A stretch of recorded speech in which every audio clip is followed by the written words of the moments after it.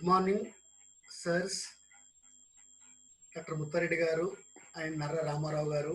Very good morning, sir. I am welcoming warmly, sir, to this session.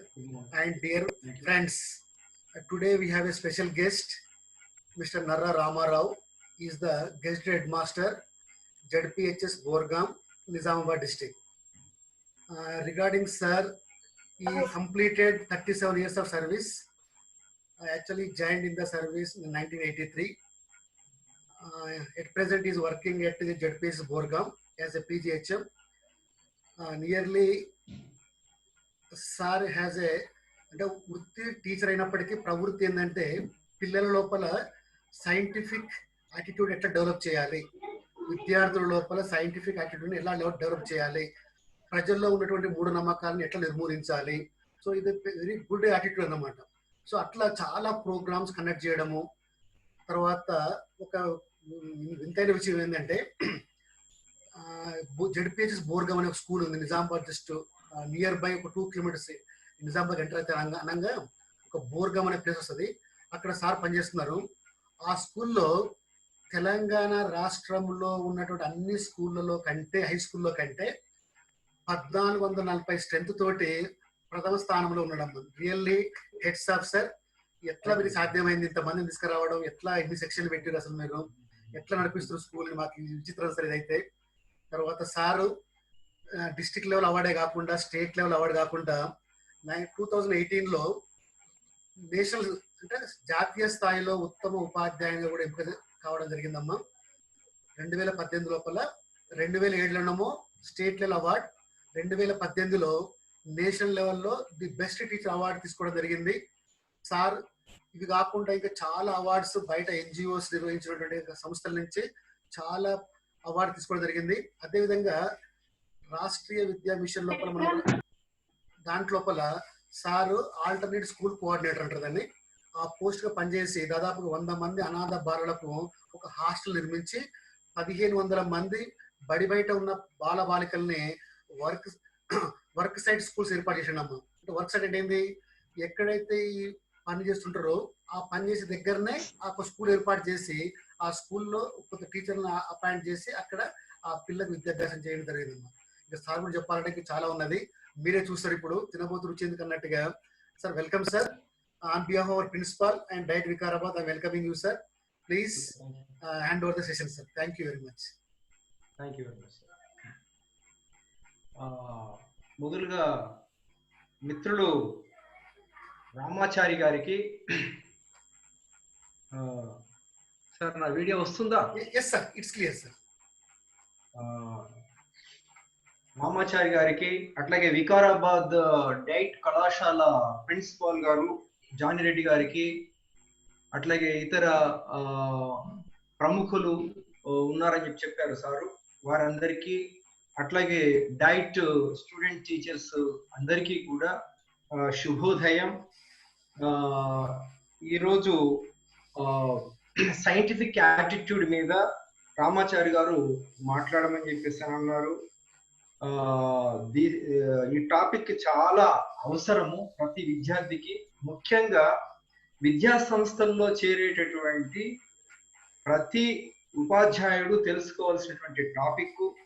ఎందుకోసం ఇది అవసరము అని అంటే, వాళ్ళకు మన సిలబస్ లో కానీ మన కరికులంలో కానీ ఎక్కడా కూడా సైంటిఫిక్ విద్యా విధానం అనేది విద్యార్థి సంఘాలు గోడల మీద రాతనికే పరిమితమైనవి, కానీ పాఠ్య పుస్తకాల్లో సైంటిఫిక్ యాటిట్యూడ్ ఎట్లా డెవలప్ చేసుకోవాలో లేనటువంటి పరిస్థితి వలన చాలా బాగా చదువుకున్నటువంటి వ్యక్తులు అనబడే వాళ్ళు కూడా అన్సైంటిఫిక్ స్టేట్మెంట్స్ ఇవ్వడము, అన్సైంటిఫిక్ వే లోపల ప్రవర్తించడం అనేది జరుగుతుంది.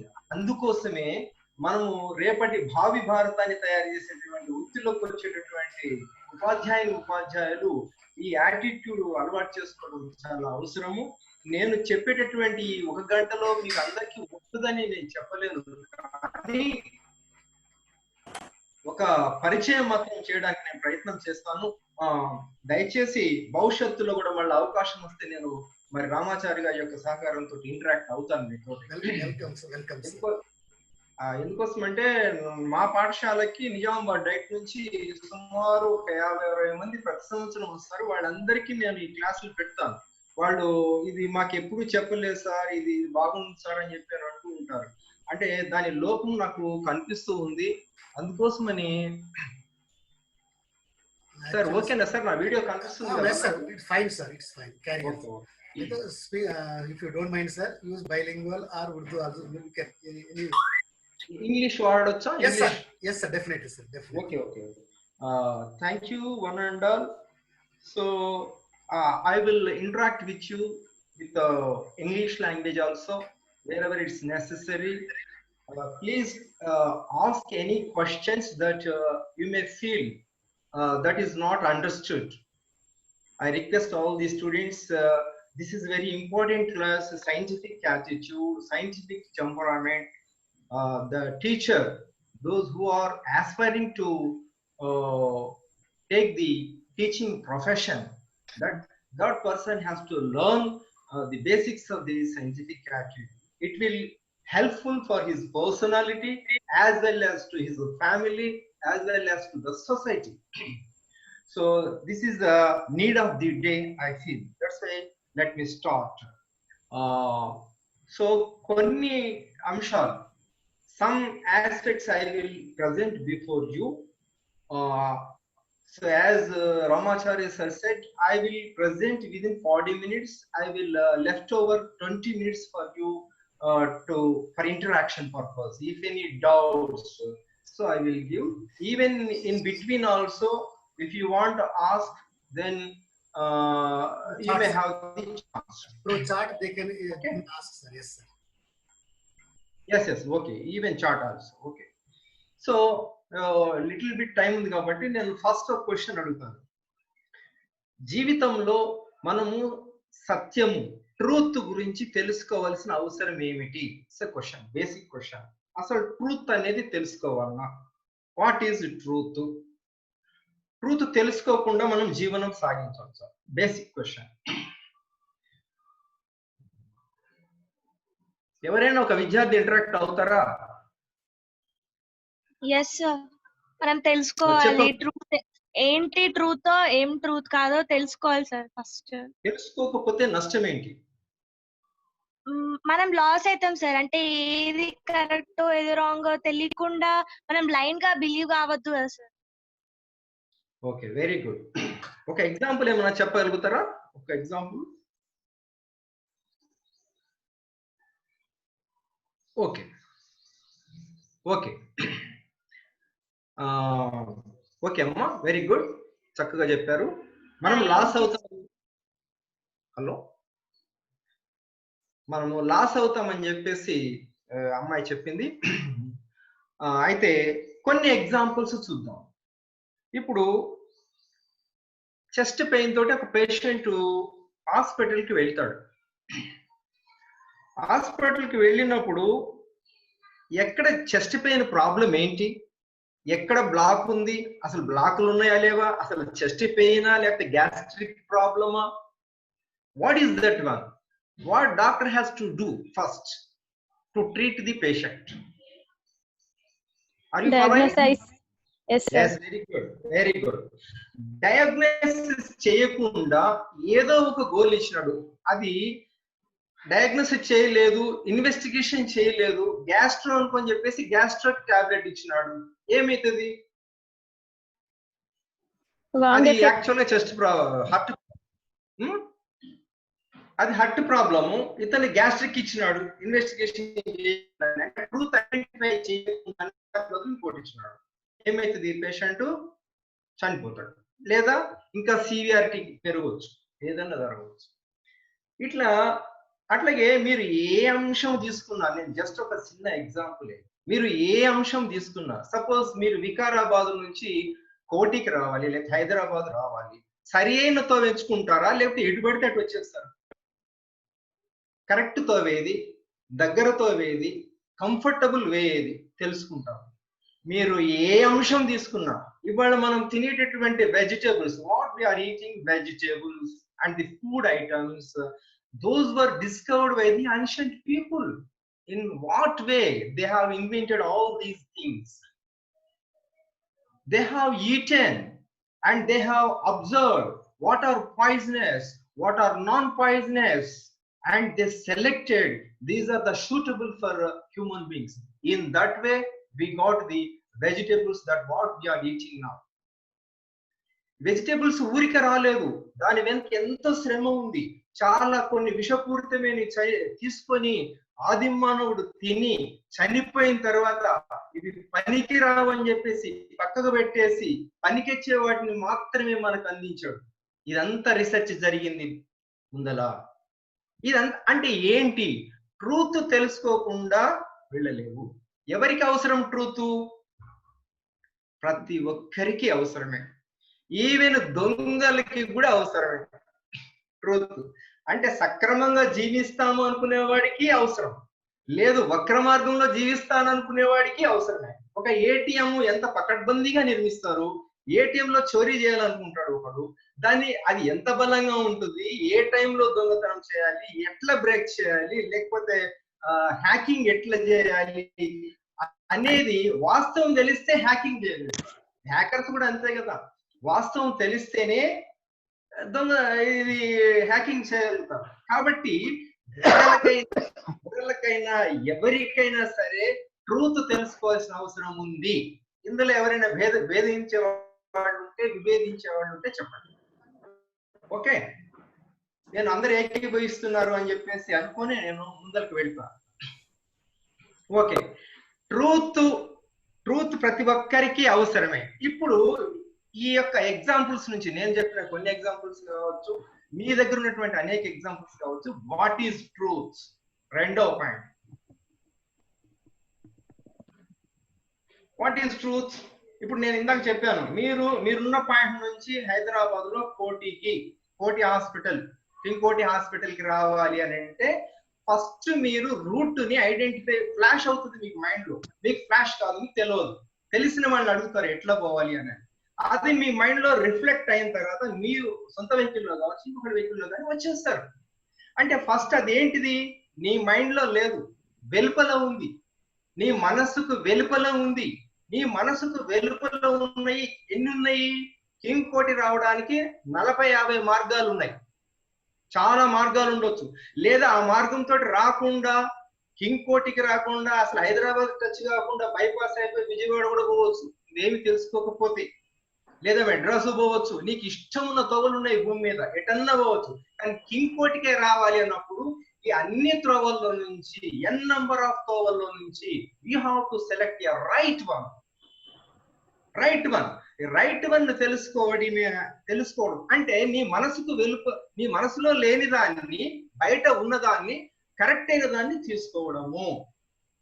అంటే రిఫ్లెక్టింగ్ ది, సింపుల్ గా చెప్తాను, reflecting the objective reality in a correct way, in a right way, in a exact way. Reflecting the objective reality. I am stressing on the words objective reality. Reflecting the objective reality in a right way, in a correct way.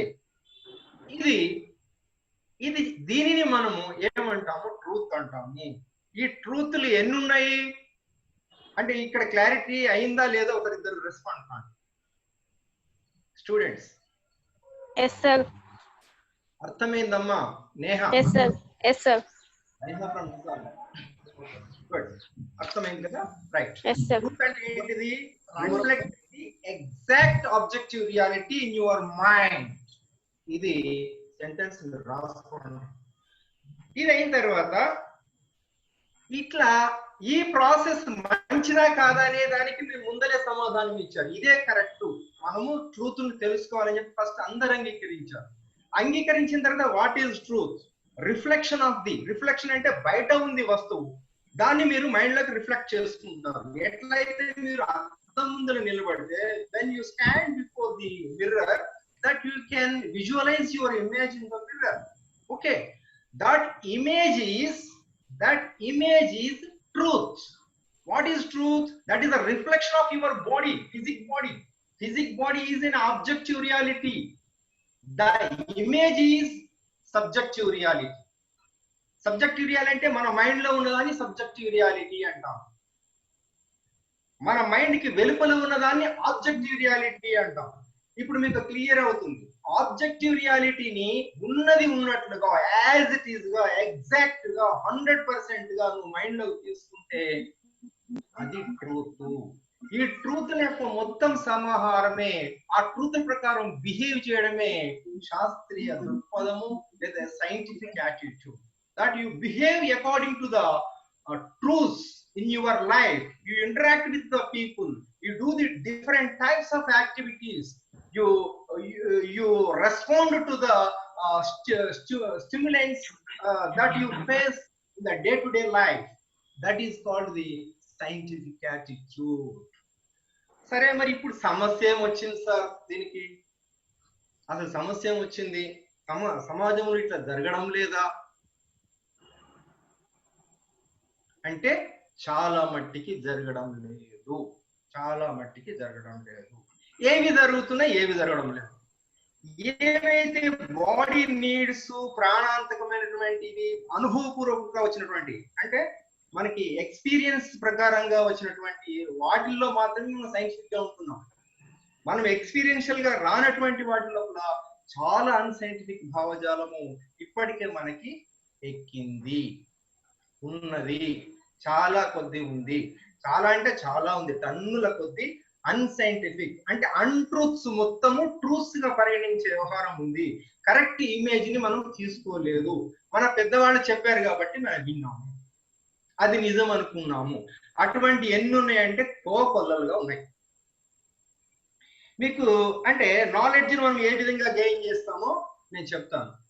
So I request Ramachari sir, కొద్దిగా నాకు remind చేయండి. 40 minutes కాగానే నేను start చేస్తాను. Definitely, sir. Sir, we have our principal sir in the session.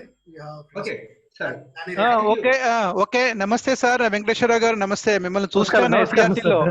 Okay, thank you sir. Please continue sir. Yeah, right. Venkateswara ఉన్నారు. తర్వాత మన presenter sir కూడా చూశాను నేను గతంలో. మనకు ఏదో మనం SCRT లో చాలా సందర్భాల్లో చూశాను సార్ని. Okay sir, please continue sir. Thank you. Diet Nizamabad. Yes sir.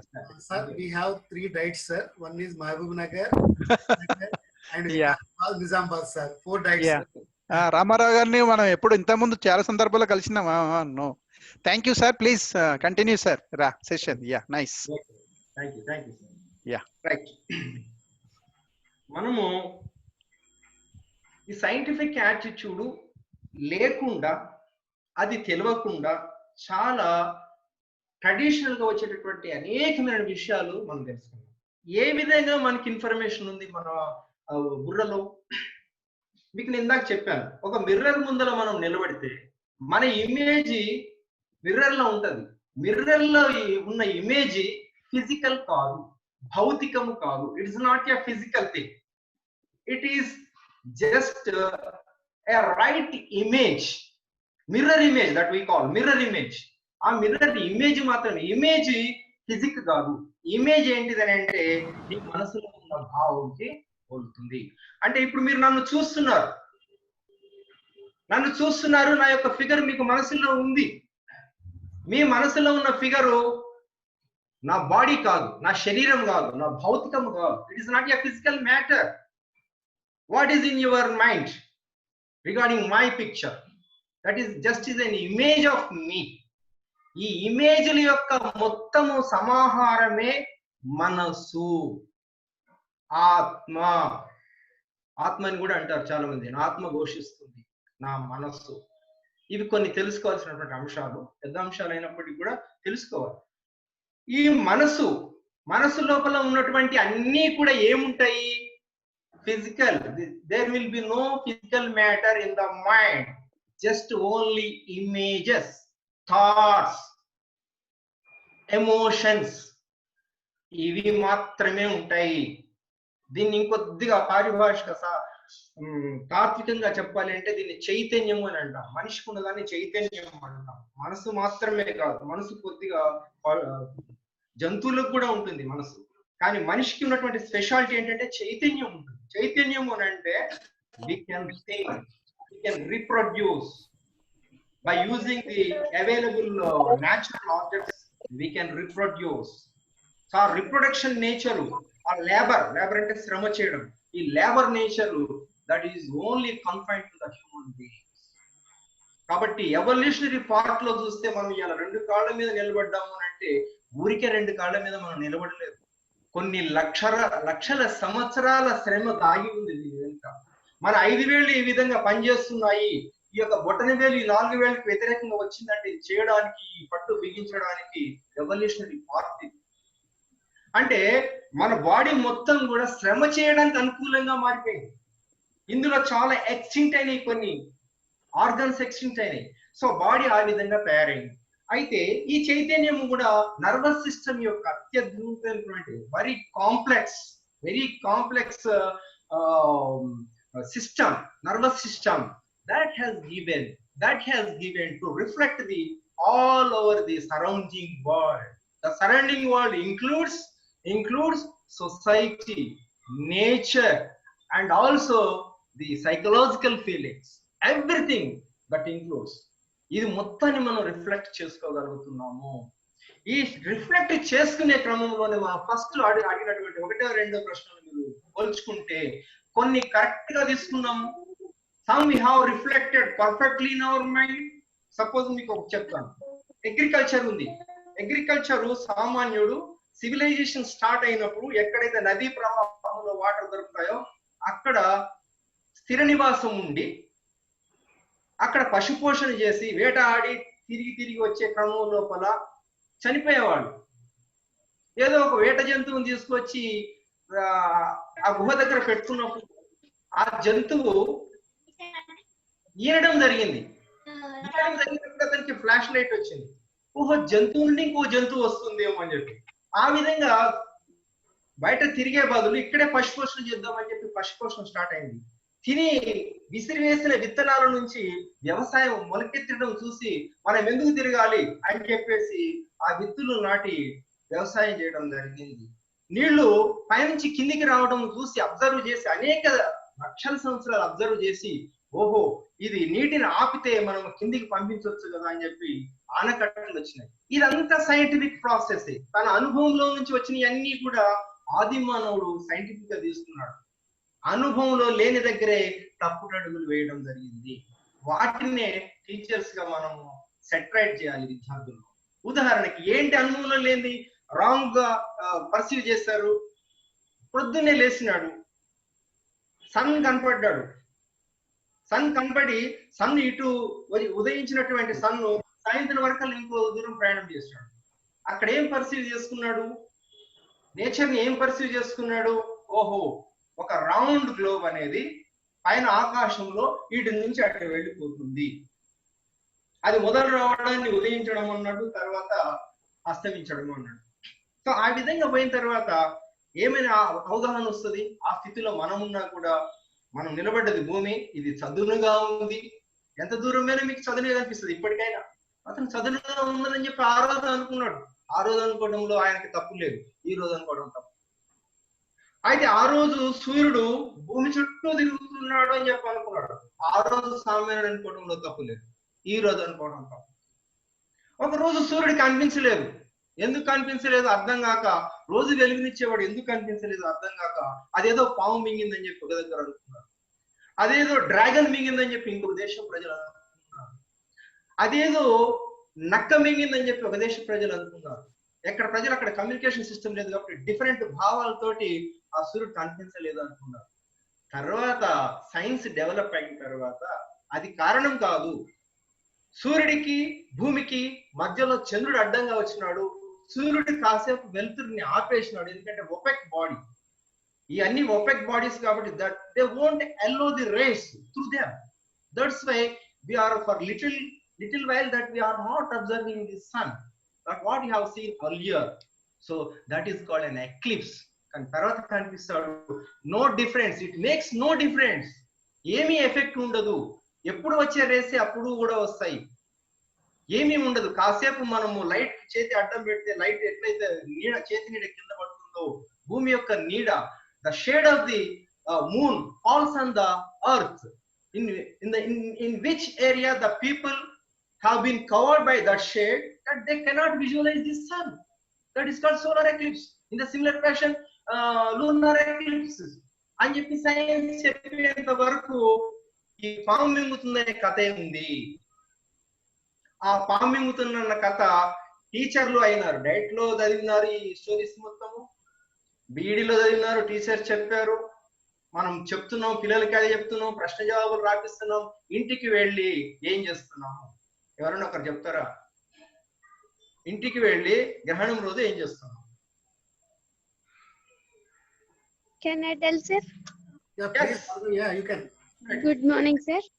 మా ఇంట్లో గ్రహణం ఉన్నప్పుడు ఇల్లు అంతా శుభ్రం చేసుకుంటాం sir. Okay. We'll clean our home. Okay. And we will wash our clothes which we will use regularly. Okay. And we will eat till the sunset. Before 6 o'clock we will eat, sir. And our system is that, sir. Why that condition is kept to eat before Sir, the... why means from ancient time when my grandmother was there, na, that parampara we will tell, na, it was continuing. So till now it is gone continuing, sir. It's continuing. So what we have to break? Otherwise we won't achieve the scientific. మనం చేసే అన్ని బరాబర్ చేసుకుంటూ కేవలం పాఠ్యాంశాలు చెప్పడానికే మాత్రమే వింటున్నాము లేదా చేస్తున్నాము, క్వశ్చన్ ఆన్సర్స్, దానివల్ల మార్కులు వస్తాయి, ర్యాంకులు వస్తాయి, ఉద్యోగం వస్తాయి. కానీ మన జీవితంలో మార్పు రానంత కాలం సొసైటీలో మార్పు రాదు. That you know very well. Social studies that you have learned by 10th class itself. నాలో నేను మార్పు రాకుండా నేను సమాజాన్ని మార్చాలి అని అంటే అది ఎట్లా సాధ్యం? మనం మార్చాలనా లేదా? ఇప్పుడు నాకు చెప్పండి రైట్ విద్యార్థులంతా. Sir, I have also one doubt, sir. ఇప్పుడు ప్రెగ్నెంట్ లేడీస్ కదలకుండా ఉండాలి అని ఒకటి, ఆ తర్వాత నోస్ కానివ్వండి సమ్ ప్రాబ్లం వస్తుంది అని చెప్పి మొర్రి అంటారు దాన్ని, మొర్రి ఇలాంటి నిజంగా అసలు వాస్తవానికి కొంచెం క్లారిఫై చేయండి సార్ దీనిపైన కూడా కొంచెం. ఓకే అంటే నేను ఒక ఎగ్జాంపుల్ గా తీసుకున్నాను. సైంటిఫిక్ యాటిట్యూడ్ గురించి సంబంధించి ఆది మానవుడు ఎక్స్పీరియన్స్ కి వచ్చిన నియమం సైంటిఫిక్ గా ఉన్నాయి. ఏదైతే తన అనుభవంలో లేని, తనకు అందనటువంటి ఉన్నాయో తను ఊహించుకున్నటువంటి సైన్స్ ఎదిగినంత వరకు ఉండొచ్చు. సైన్స్ ఎదిగి తెలిసిన తర్వాత మనం ఏం చేయాలంటే, పాము తన యొక్క చర్మాన్ని ఏ విధంగానైతే నిర్మోచనం చేసుకుంటుందో, ఏ విధంగానైతే వదిలిపెడుతుందో, పాత చర్మాన్ని కొత్త చర్మం చేసుకుంటుందో, ఆ విధంగా పాత విశ్వాసాలని మూఢనమ్మకాలు అంటాం. నమ్మకం వేరు, మూఢనమ్మకం వేరు. మూఢనమ్మకం అంటే ఏంటిదంటే already ruled out by science, prove చేసింది అది తప్పు అని. వాటిని మనం వదిలించుకోకపోతే మనం ముందరికి వెళ్ళలేదు. కాబట్టి ఇది స్పెసిఫిక్ గా రామాచార్య అడిగారు కాబట్టి చెప్తున్నాం.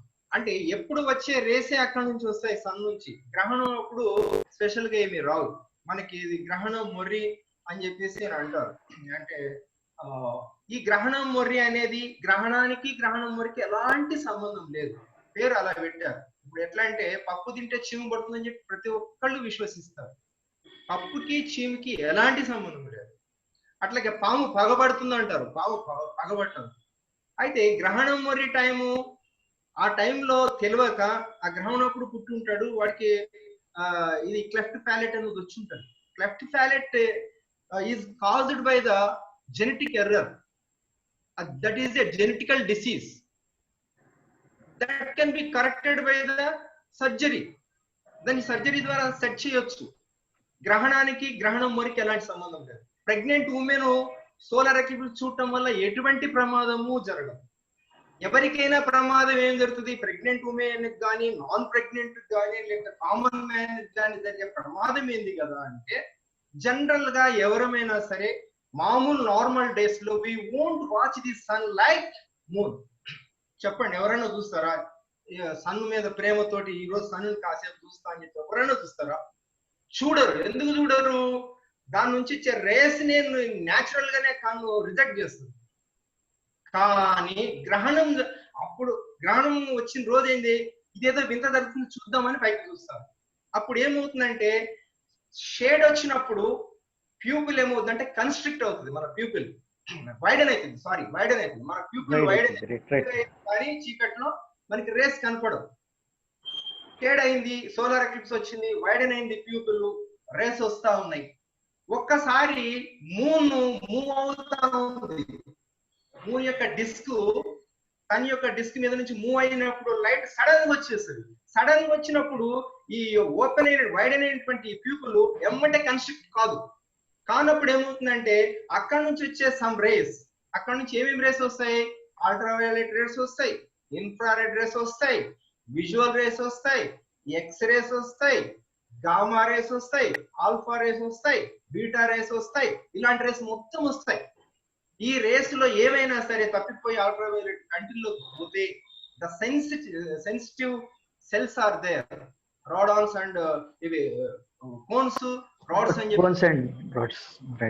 ఈ కోన్స్ రోడ్స్ దెబ్బతింటాయి అనే ఉద్దేశంతో మీరు ఏదైనా సేఫ్టీ గ్లాసెస్ తోటి మాత్రమే చూడండి, లేదా 14 నంబరు వెల్డింగ్ షాప్ లో దొరికే నంబర్ తోటి చూడండి అని చెప్తారు.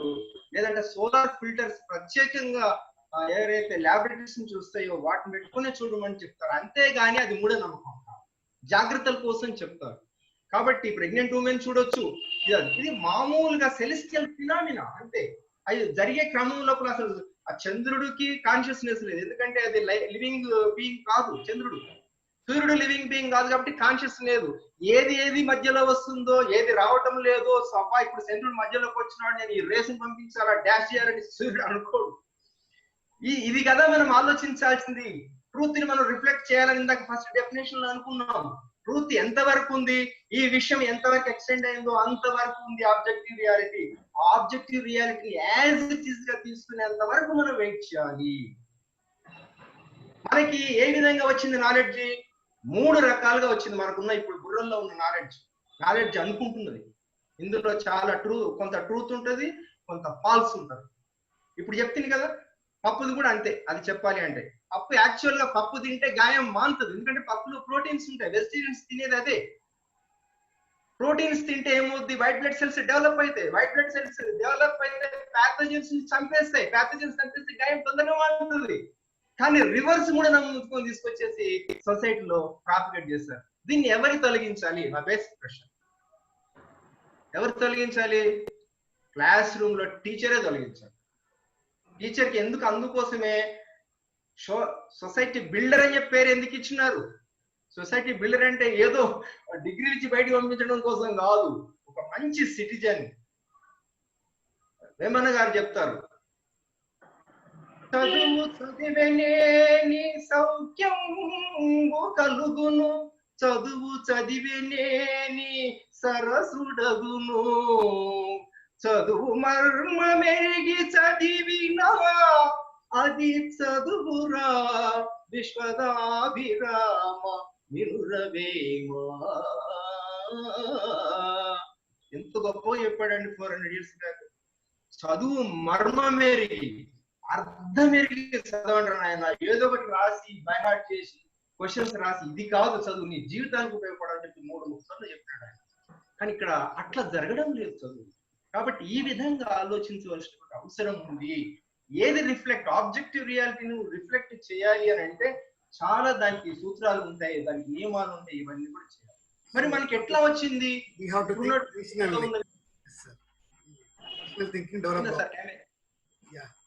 టైం అయిపోయిందా sir? No sir, please continue sir. We have to think rationally.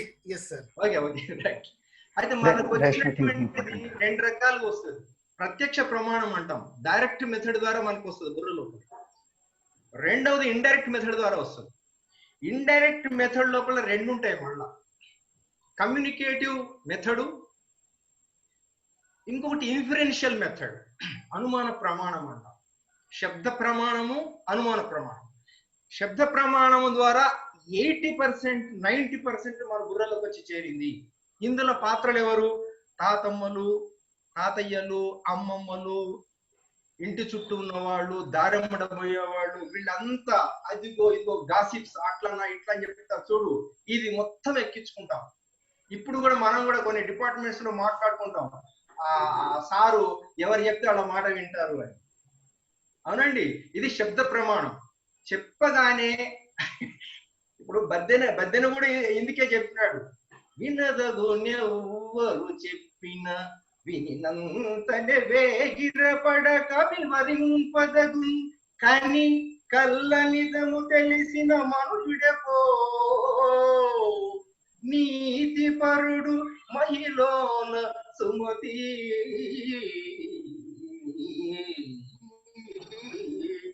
నువ్వు ఏదైనా విను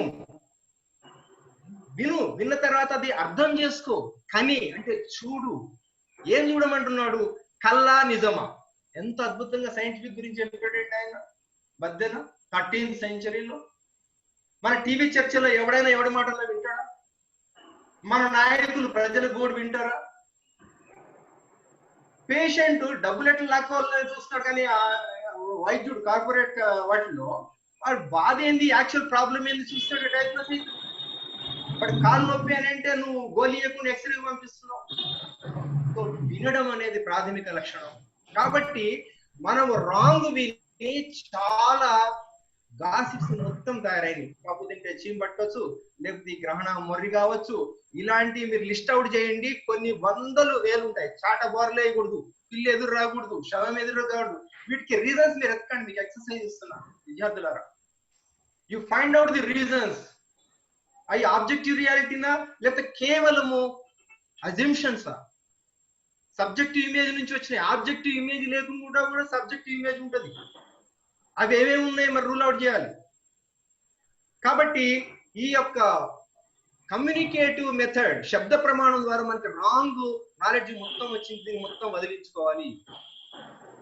ఇంకొకటి డైరెక్ట్ మెథడ్ అని చెప్పినాను. Direct method is the perfect method. Experimental method. నువ్వు నిర్ధారణ చేసుకున్నాకనే తీసుకుంటావు. ఇప్పుడు కోవిడ్ వచ్చింది. కోవిడ్ వస్తే ప్రతి ఇంట్లో వైద్యుడు తయారైనాడు. ప్రతి ఇంట్లో వైద్యుడు తయారైనాడు.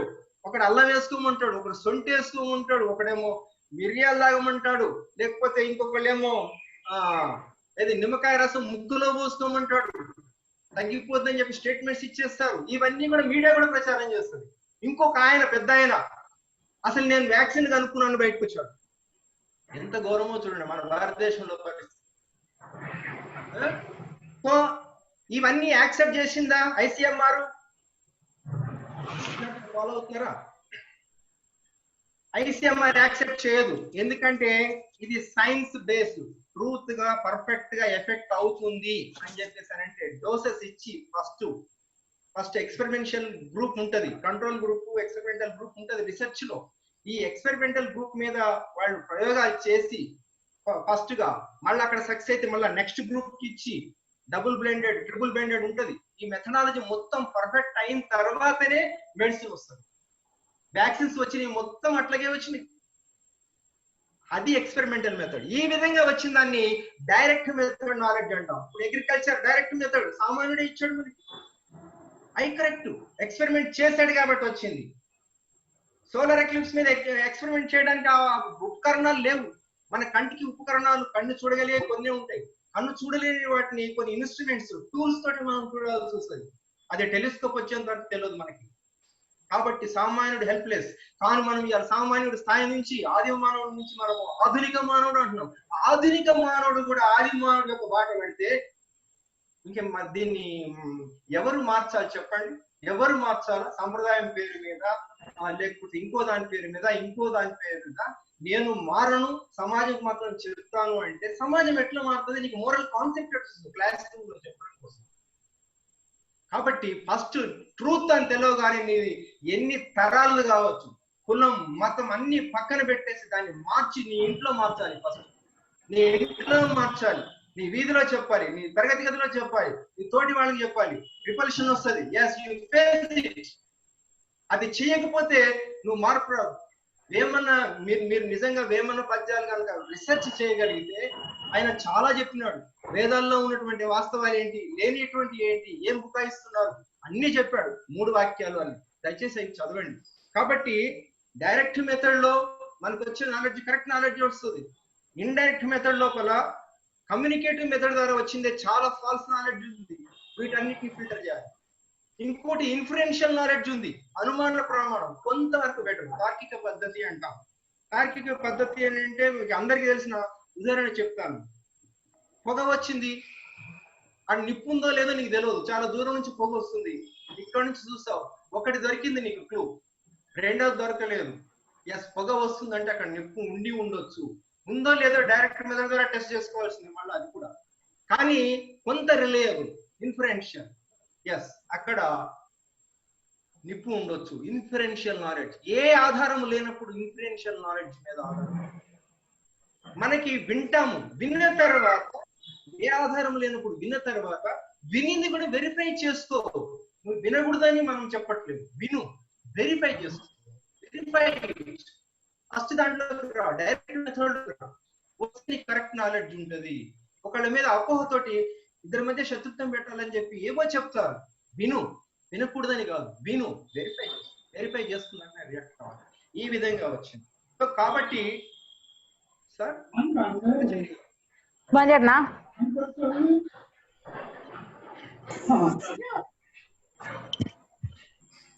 Please sir continue sir please. సమయం ఉంది కదా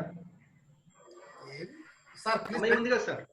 ఓకే ఓకే, నేను ఆబ్జెక్టివ్ రియాలిటీ గురించి చెప్తున్నాను. ఆబ్జెక్టివ్ రియాలిటీ యొక్క రిఫ్లెక్షనే సబ్జెక్టివ్ రియాలిటీ. కొన్ని సందర్భాల్లో ఆబ్జెక్టివ్ రియాలిటీ లేకుండానే ఇమాజినేషన్ తోటి కొన్ని ఊహించుకుంటాము, అది ప్రకృతిలో ఎక్కడా ఉండదు. మీకు కొన్ని ఉదాహరణ చెప్తా.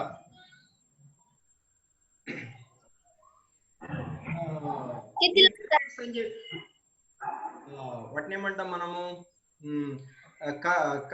మన బాడీనేమో ఫిష్ రూపంలో ఉంటుంది, తల lady mermaid sir, mermaid pyramids. మనం తెలుగులో కూడా ఏదో వర్డ్ అంటాం, మత్స్యకన్యలో అంటాం. మత్స్యకన్య. నేను ఇప్పుడు విద్యార్థులను అడుగుతాను, ఈ మత్స్యకన్య అనేది ప్రకృత వికృత, అసలు ఉంటుందా అది? అట్లాగే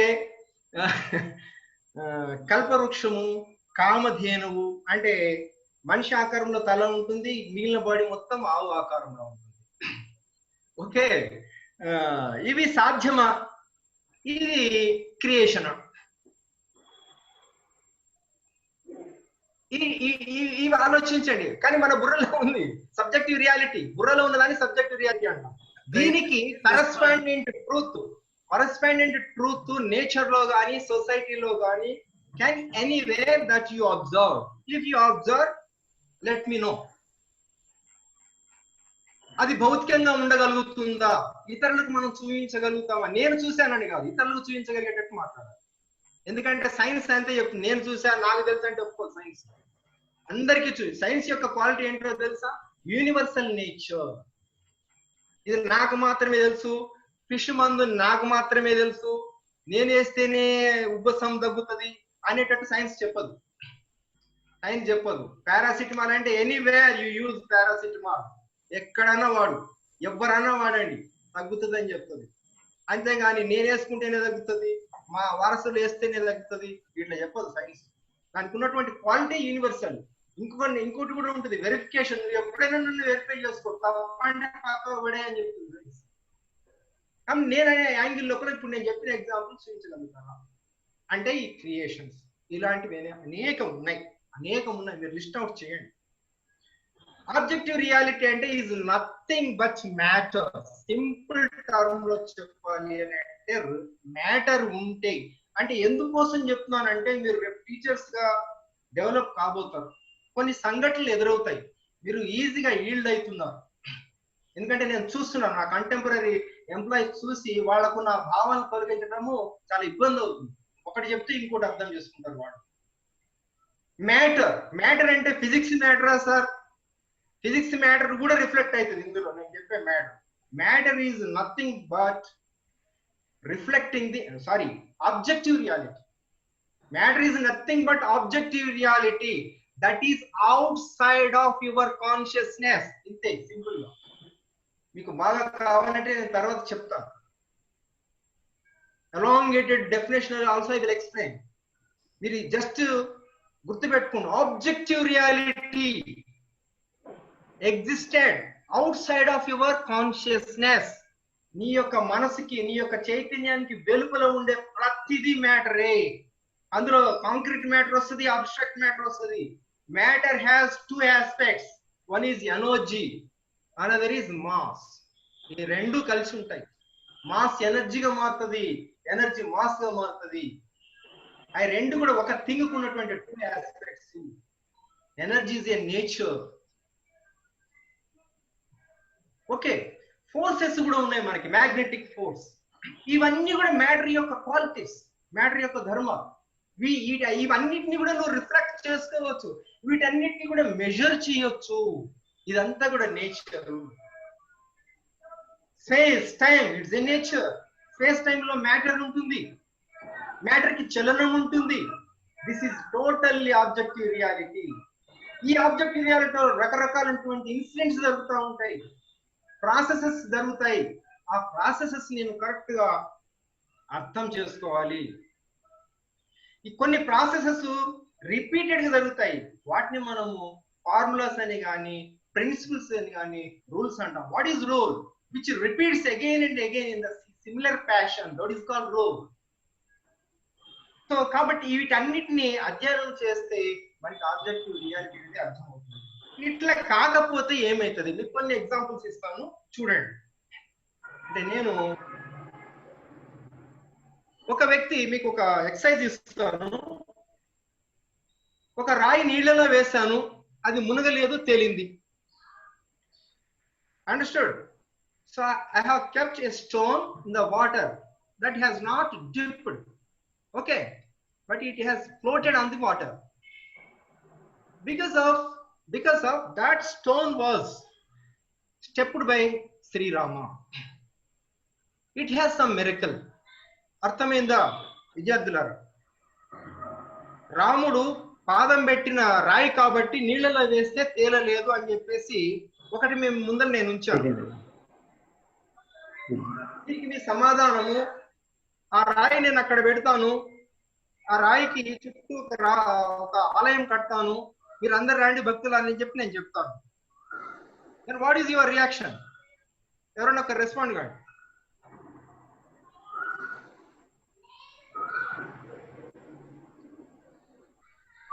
ఓకే, నేను చెప్తాను. అసలు రాక్స్ ఎట్లా ఫామ్ అవుతాయి అనేది మనకు తెలియాలి, ఆబ్జెక్టివ్ రియాలిటీ తెలుసుకోవాలి. రాక్స్ 3 టైప్స్: ఇగ్నియస్ రాక్స్, అట్లాగే మెటామార్ఫస్ రాక్స్, సెడిమెంటరీ రాక్స్. 3 రకాలు ఉంటాయి. ఇగ్నియస్ రాక్స్ అంటే వాల్కనోయిక్ ఫ్లూయిడ్ బయటకు వచ్చేస్తుంది, లావా. ఆ లావాల నుంచి వచ్చేటువంటివే ఈ ప్యూమిస్ రాయి. ఈ ప్యూమిస్ రాయిలో ఏం జరుగుతుంది? కూలింగ్ సడన్ గా జరిగి ప్రెషరేషన్, డీప్రెషరేషన్ జరుగుతుంది. అంటే ప్రెషర్ లేదు, లోపల కార్బన్ డైఆక్సైడ్, సమ్ గ్యాసెస్ అట్లాగే ఉంటుంది, పోరస్ గా తయారైతుంది. ఈ పోరస్ గా తయారైనటువంటి రాయి డెన్సిటీ నీళ్ళల్లో మునగాలి అన్న, whether if any objects has to immerse in the water, dip in the water, it has the more than water density. Water density కంటే ఎక్కువ ఉంటే మునుగుతుంది, వాటర్ డెన్సిటీ కంటే తక్కువ ఉంటే మునగదు. వాటర్ డెన్సిటీ ఎంత? 1 క్యూబిక్ సెంటీమీటర్ లో వాటర్ యొక్క బరువు 1 గ్రామ్. కాబట్టి డెన్సిటీని ఎట్లా కొలుస్తారు? 1 గ్రామ్ పర్ 1 క్యూబిక్ సెంటీమీటర్. ఏది? వాటర్ది. ఈ ప్యూమిస్ రాయి యొక్క డెన్సిటీ ఎంత? 0.25 గ్రామ్స్. 1 గ్రామ్ లో 4వ వంతు పర్ క్యూబిక్ సెంటీమీటర్. ఈ రాయిని నువ్వు ఎంత పెద్ద సైజులో ఉన్నదైనా సరే నీళ్ళలో వేస్తే తేలుతుంది. What is the reason? డెన్సిటీలో తక్కువ ఉన్నటువంటి అన్ని కూడా తేలుతుంది, డెన్సిటీ ఎక్కువ ఉన్నాయని మునుగుతాయి. Simple reason, science. ఇది ఆబ్జెక్టివ్ రియాలిటీ నువ్వు తీసుకున్నాడు. ఈ ఆబ్జెక్టివ్ రియాలిటీ గురించి నువ్వు ఆలోచించకపోతే ఏదో రీజన్ ఉంటుంది, దీనికి ఏదో ఒక ఆబ్జెక్టివ్ ఉంటుంది అని చెప్పేసి అర్థం చేసుకోకపోతే ఆ రాయి పెట్టగానే నువ్వు ఇంకొక రకమైనటువంటి తాదాత్మ్యతలు ఇంకో రకంగా సహకరిస్తావు. ఇది ఇటీవల ప్రచారమైంది, నేను ఎక్స్పోజ్ చేసినటువంటి అంశం. సైన్స్, దాని వెనుకున్నటువంటి సైన్స్ ఏంటో తెలుసుకోవాల్సిన అవసరం ఉంది. ఇంకొక ఎగ్జాంపుల్ కూడా చెప్తాను, నిజామాబాద్ లో జరిగినటువంటిదే. ఫర్ నీమ్ ట్రీ ఒక అవుట్ గ్రోత్ వచ్చింది, స్టెమ్ కి, ట్రంక్ కి ఒక అవుట్ గ్రోత్ వచ్చింది. ఈ అవుట్ గ్రోత్ 4 ఆకారంలో వచ్చింది. అక్కడ ఒక బ్రతుకు తెరువుకు వచ్చినటువంటి పూజారి ఆ వేప చెట్టు అంటేనే ఒక ట్రెడిషనల్ ప్లాంట్. అక్కడికి వెళ్ళారు. ఆ ఇల్లు ఖాళీగా ఉంది. ఒక హెడ్ కానిస్టేబుల్ రెంట్కి తీసుకున్నారు. ఆమెకి రోజు ఆ వేప చెట్టుకి టెంకాయ కొట్టడము, పూజలు చేయడం అలవాటు. కొట్టేస్తా ఉంది. టెంకాయలో నీళ్లు మొత్తం వేప చెట్టు బెరడు. ఆ బెరడు మీద పెట్టడం వల్ల ఒక అవుట్ గ్రోత్ పెరిగింది. ఈ అవుట్ గ్రోత్ పెరిగి నాలుక ఆకారంలో వచ్చింది. దాని మీద కుంకుమ పసుపు చల్లింది. తర్వాత చుట్టుపక్కల ఉన్న ప్రజలందరికీ చెప్పింది, అమ్మవారి నాలుక వేప చెట్టుకు మొలిసింది అని. విన్నవాళ్ళు ఏం చేయాలి? ఇప్పుడు మన క్లాస్ యొక్క నేపథ్యంలో అసలు ఏంటి వేప చెట్టు ఏంటిది, అమ్మవారి నాలుక ఏంటి, చెట్టు అది నాలుక, ఇది ఎట్లా సాధ్యమని ఆలోచించాలి. సరే, సామాన్యుడు ఆలోచించలేదు అనుకున్నాం. చదువుకున్న వాళ్ళు, డిగ్రీస్ చేసిన వాళ్ళు, టీచర్స్ అయిన వాళ్ళు కూడా ఆ చెట్టు చుట్టూ తిరిగి దక్షిణాలు వేసి,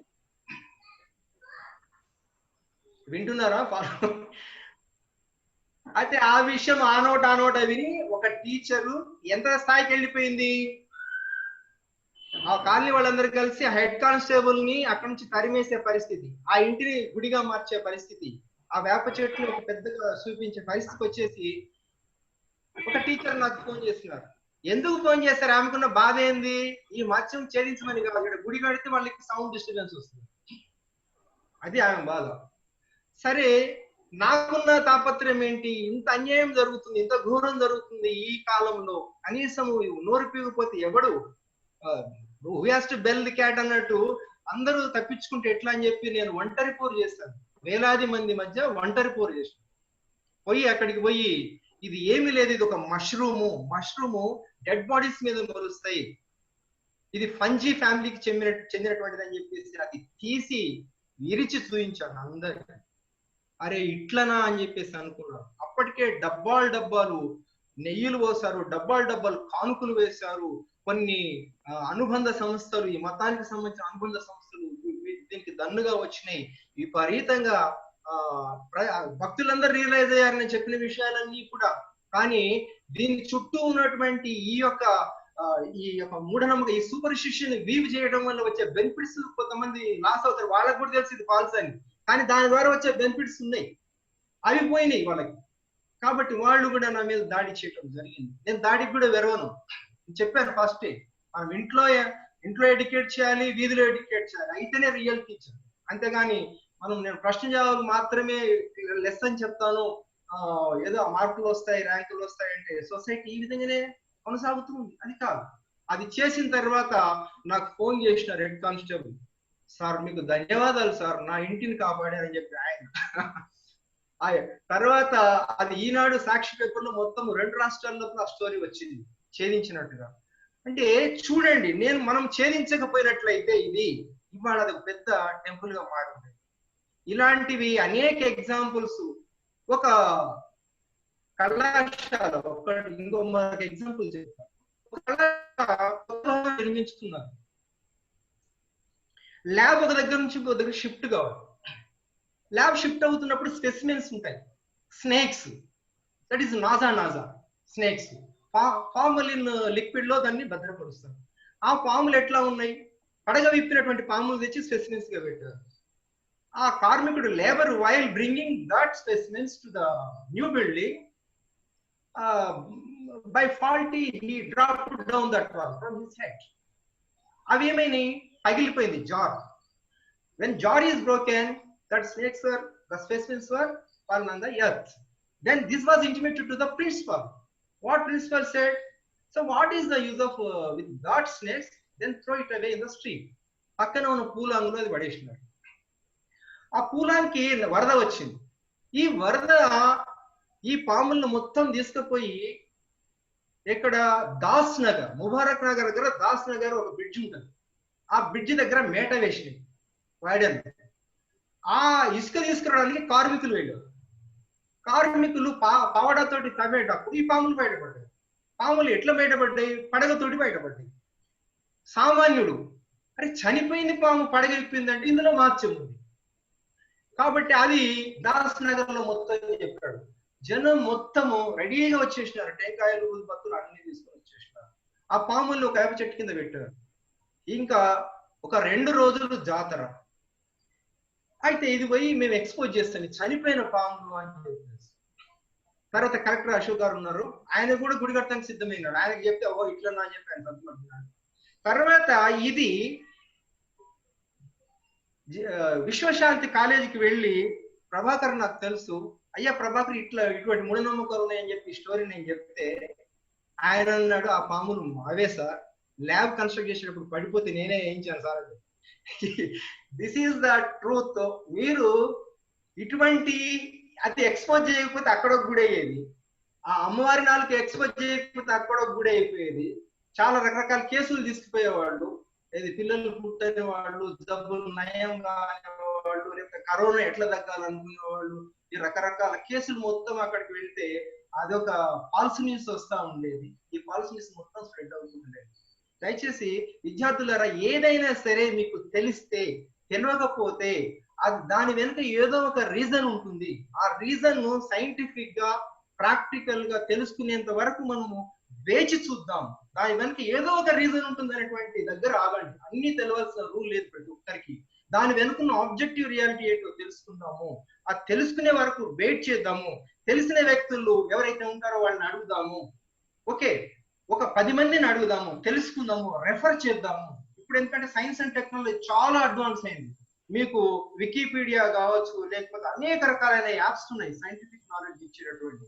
వీటిని చెయ్యండి. సైన్స్ ను చెప్పడం కాదు, ఆచరించండి. ఇది నా పాయింట్. దయచేసి మిత్రులారా, అంటే చాలా సబ్జెక్ట్ ఉంది కానీ మీకు ఇది ఇంట్రొడక్షనరీగా చెప్పాను.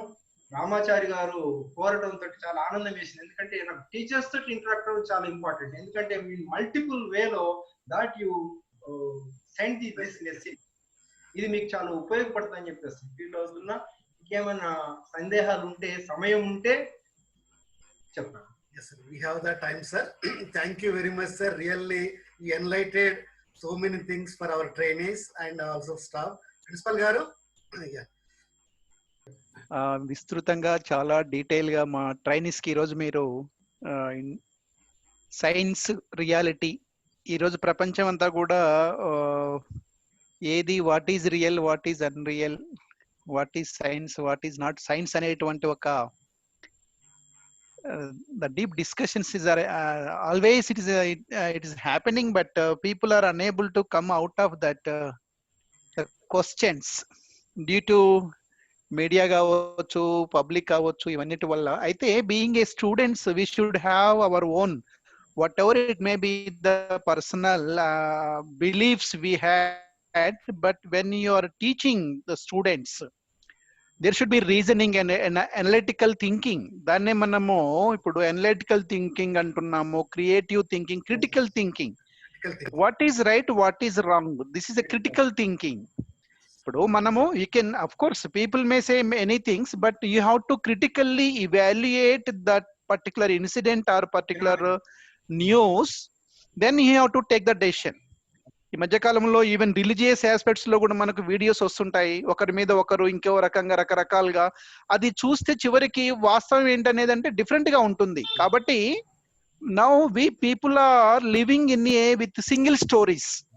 Always tells you single story. Single story అంటే ఏంటంటే మనకు తెలిసిన వాళ్ళు చెప్పిందే అది ఒకటి, అవతల సైడు ఇంకొక రకమైన ఇన్ఫర్మేషన్ ఉంటుంది, అది తెలుసుకోవాలి. అది కూడా తెలుసుకున్న తర్వాత then only we take that decision. కాబట్టి ఈరోజు రామారావు గారు చాలా క్లియర్ గా, అంటే కొన్ని ఎగ్జాంపుల్స్ తోని మీకు చాలా, నేను అంతా కూడా వింటూ ఉన్నాను, చాలా చక్కగా. అంటే ఒక అనలిటికల్ థింకింగ్ అంటే టీచర్ కి అవసరం. మిగతా వాళ్ళు సరే ఎట్లా ఉన్నా కానీ టీచర్ కి ఒక అనలిటికల్ థింకింగ్ ఉంటే you can take the society in a right direction.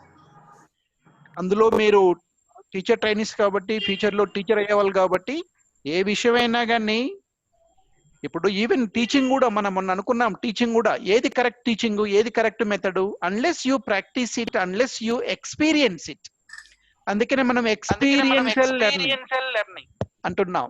So కాబట్టి ఇవన్నిటిని దృష్టిలో పెట్టుకొని ఈ రోజు ఈ రామారావు గారి మీరు అయితే ఈ సెషన్ ను చాలా ఉపయోగపడుతుందని భావిస్తున్నాను. ఇవన్నీ కూడా మీరు ఆలోచించండి. It is an introduction to you. మీరు మీ ఆలోచనలకి ఇది ఒక మొదటి మెట్టు. కాబట్టి మీరు you can take the decision. You may not believe everything, you may not accept or you may not reject, but thing is you have to assess yourself and take the decision. Thank you, Andi Ramarao garu, for your time and your energy for all for nearly 1 hour, more than 1 hour you have spent with our trainees, and I hope this knowledge they may take further investigation and further widening their understanding about the science and how to apply the science in day-to-day life. Thank you.